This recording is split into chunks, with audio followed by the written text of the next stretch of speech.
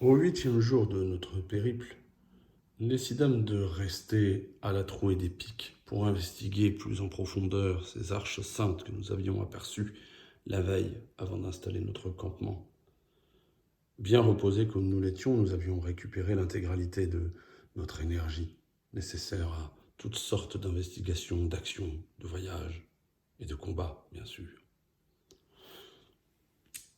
Pour ce faire, il nous fallait impérativement prendre un peu de temps pour essayer de regarder plus en profondeur en utilisant la force de notre discrétion et essayer d'en apprendre plus sur ces arches saintes.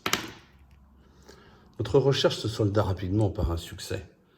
Et par chance, nous avons pu très rapidement profiter de tout ce savoir nouvellement acquis.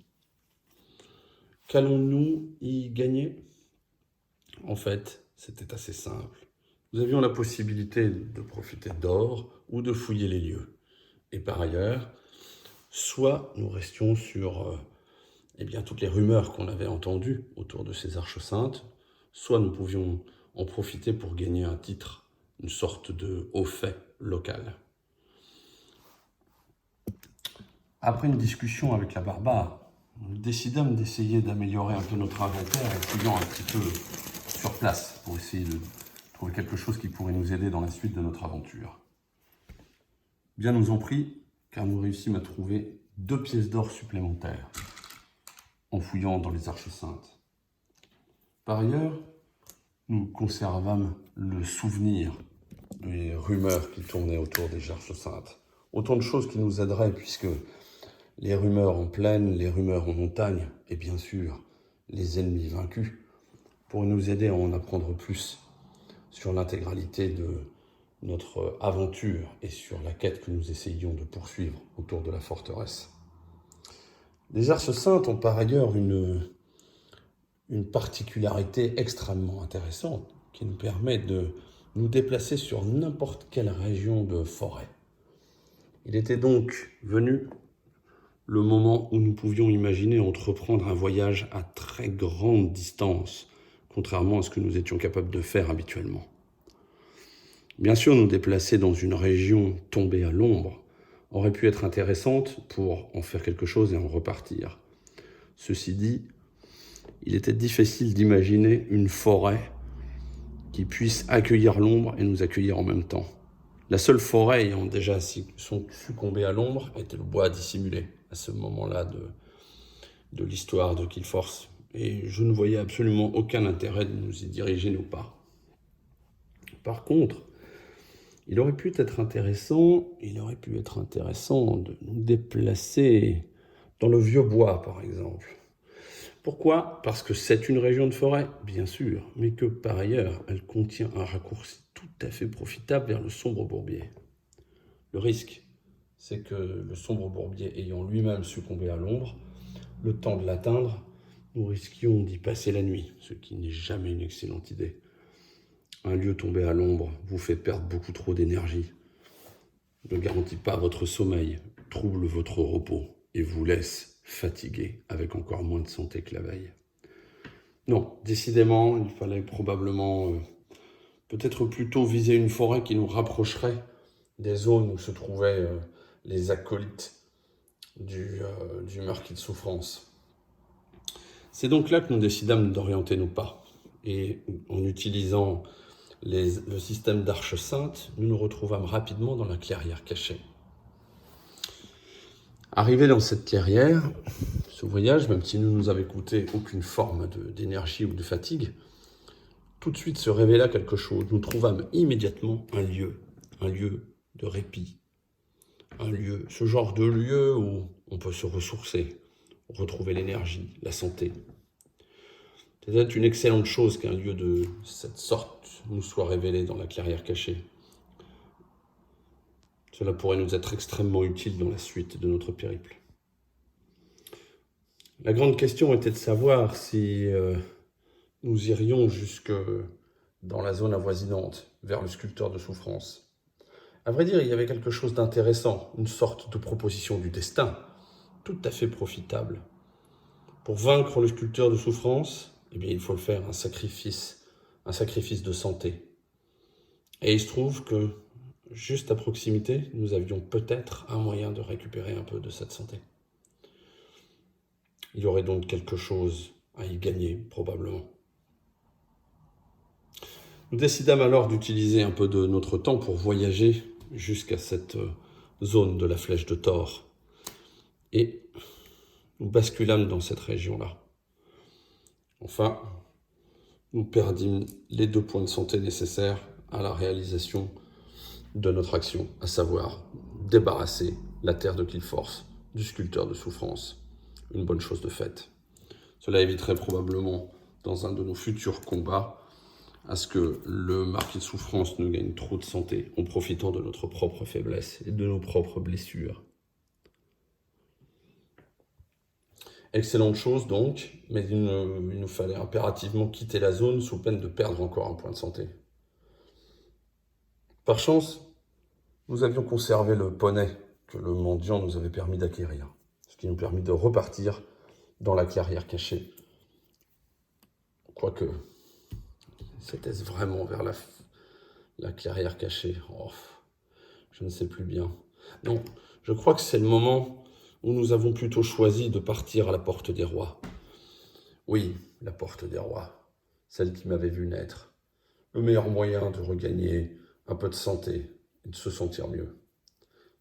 C'est donc ce que nous fîmes et nous installâmes avec grand plaisir notre camp à proximité de mes montagnes chéries. C'est donc ici que nous installâmes notre feu de camp. Et la nuit vint. Une nuit de grands périples, une nuit de grands événements. La nuit où ample cité succomba à l'ombre. Désormais, y séjourner pour la nuit aurait été extrêmement périlleux pour notre santé. Décidément, il fallait commencer à agir vite, à essayer de progresser, non seulement dans notre enquête, mais probablement aussi dans notre capacité à faire des actions d'éclat plus importantes. Je parle encore au pluriel, car pour le moment, la barbare que j'avais réussi à sauver des grottes continuait à m'accompagner dans mon périple. Le campement que nous dressâmes à la porte des rois permit de nous reposer de manière un peu plus efficace et récupérer un petit peu de santé, en plus de l'énergie dont nous aurions besoin dès le lendemain. Cette énergie, nous la passâmes à effectuer un certain nombre de recherches à la porte des rois. Notre objectif était tout simplement d'essayer de trouver un ennemi à abattre, quelqu'un à interroger, pour essayer d'en apprendre plus. Cet ennemi, peut-être était-il dans ces montagnes de la porte des rois. Eh oui, assurément, c'était celui-là, le Minotaure, une créature redoutable, elle aussi armée d'une hache à 2 mains, elle aussi dans les montagnes. Un ennemi démon. Ce genre d'ennemi où il aurait été bien profitable qu'un paladin soit de notre côté. La difficulté avec un Minotaure, c'est toujours la même. C'est que lorsque vous démarrez un combat contre lui, il vous faut en plus vérifier que vous avez les connaissances nécessaires pour l'abattre. Et je vous l'ai dit, un nain ne passe pas forcément trop de temps dans les livres. Il est donc très difficile d'arriver à le toucher. Il faut beaucoup de connaissances théoriques. C'est donc ce que nous essayâmes de faire, après avoir passé un peu de temps à fouiller dans les montagnes. Eh bien, nous nous retrouvâmes immédiatement confrontés au Minotaure. Le combat était impossible à éviter. Il s'imposa de lui-même. Par ailleurs, le Minotaure profitait d'un effet de surprise. La question était de savoir si oui ou non nous arriverions à le blesser. Pour ça, il nous fallait puiser dans nos connaissances. Ce fut un échec retentissant. Je ne voyais pas d'autre option que d'utiliser un point de destin au point où j'en étais arrivé. Il devenait tout à fait indispensable d'arriver à réussir ce test de savoir contre le Minotaure. Un seul moyen donc, faire jouer le destin pour essayer de compenser, grâce à ce destin, les connaissances que je n'avais déjà plus. C'est ainsi que j'ai réussi à découvrir le point faible du Minotaure. Désormais, il fallait l'abattre. Nous disposions d'une force de frappe relativement importante, grâce à ma hache, à mes compétences de soldat et à l'appui sans faille de la barbare qui m'accompagnait. Reste que le Minotaure lui-même est une créature relativement redoutable. Il nous fallait donc combattre. Nous dégainâmes nos 2 haches à 2 mains, et chacune d'entre elles fit un dégât conséquent sur le Minotaure. Nous avions déjà entamé la moitié de sa santé. Très bonne chose, mais pas suffisant. Lui-même, il répliqua avec férocité et rage, car bien sûr ce sont des choses qui caractérisent ces engeances que sont les Minotaures. Allait-il réussir? Malheureusement oui, il toucha, son cou toucha, et je pris le coup sur un de mes genoux, ce qui allait encore rendre bien plus difficile nos propres investigations dans cette zone de montagne. Malgré tout, nous continuâmes le combat, car un combat n'est jamais terminé quand on est un nain en montagne. Cette fois-ci, les coups redoublés de nos 2 haches portèrent suffisamment pour défaire le Minotaure. Il eut quand même le temps de contre-attaquer, et sa contre-attaque fut elle-même extrêmement sauvage. Cela mit un terme au combat, mais nous réussîmes à le défaire. Désormais, il nous fallait faire un choix. Personnellement, il me paraissait beaucoup plus intéressant de conserver les légendes autour du Minotaure, les conserver comme rumeurs, car nous savions désormais suffisamment de choses. Nous avions des informations sur les montagnes, sur les plaines et sur un ennemi. Une excellente chose donc. Nous décidâmes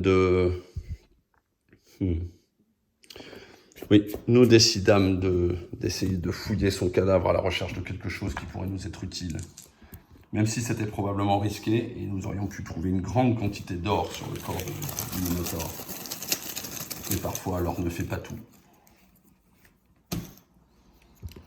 Derrière le Minotaure, dans sa cache, se trouvait de quoi établir un campement, ce qui était extrêmement utile pour disposer d'un point d'action supplémentaire pour se reposer.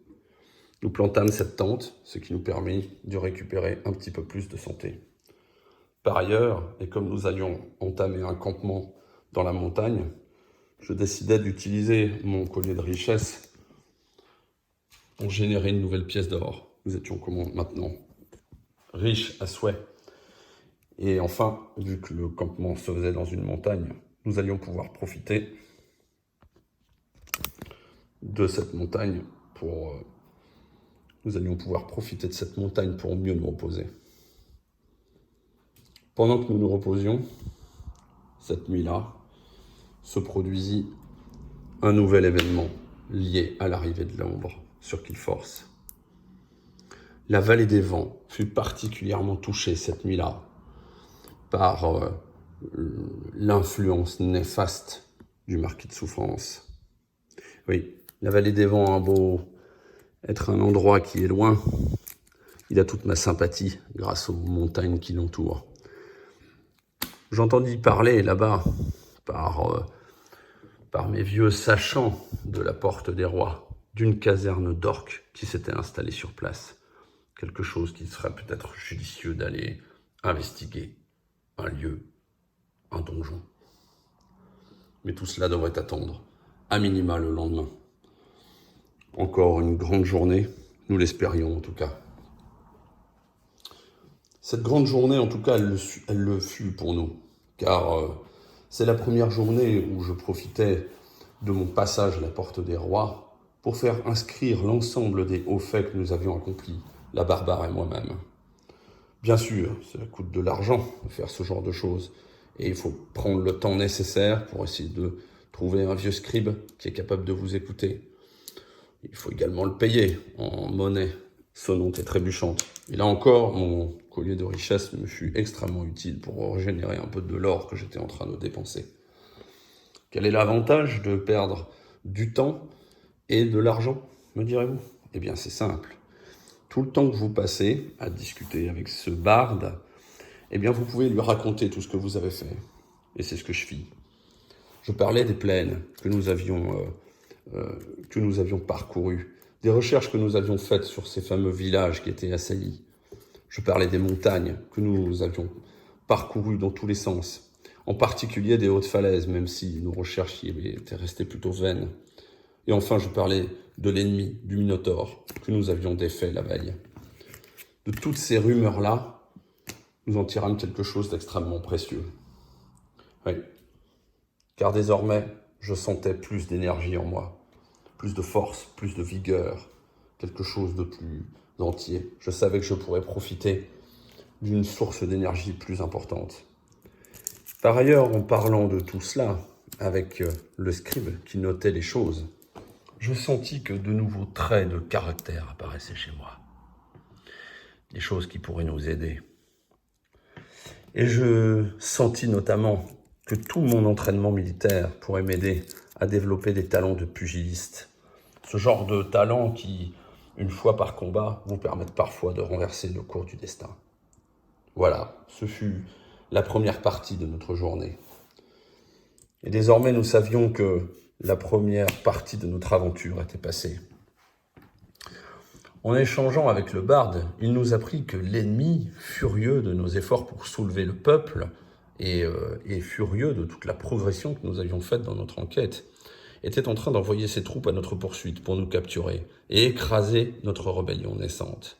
Nous apportions l'espoir au peuple, l'espoir qu'il pouvait se battre et vaincre l'ennemi, l'espoir qu'il pouvait s'entraider, chacun à sa manière. Après tout, tous ces gens étaient des artisans talentueux. Pour avancer dans notre enquête, je sus qu'il fallait poursuivre, chercher encore plus d'informations sur l'ennemi, les ennemis que nous avions à combattre. Il me fallait aussi essayer d'aller chercher des informations auprès de gens qui nous étaient encore inconnus. Et enfin, essayer de découvrir des choses autour des objets de Killforce, car ceux qui ont lu les livres sur Killforce ou parcouru cette terre si étrange savent que les objets recèlent une grande magie. Voilà ce qu'il nous faudrait trouver avant de revenir retrouver le scribe pour lui conter le reste de nos aventures. Où trouver un ennemi? Eh bien, peut-être tout simplement en restant sur place. C'est ce que nous décidâmes de faire. Nous passâmes encore un peu de temps dans les montagnes à la recherche de quelqu'un qui pourrait incarner ce fameux ennemi ou ce fameux inconnu. À la place, nous découvrîmes un lieu, un donjon, dans les montagnes. Et nous découvrîmes l'escalier en colimaçon.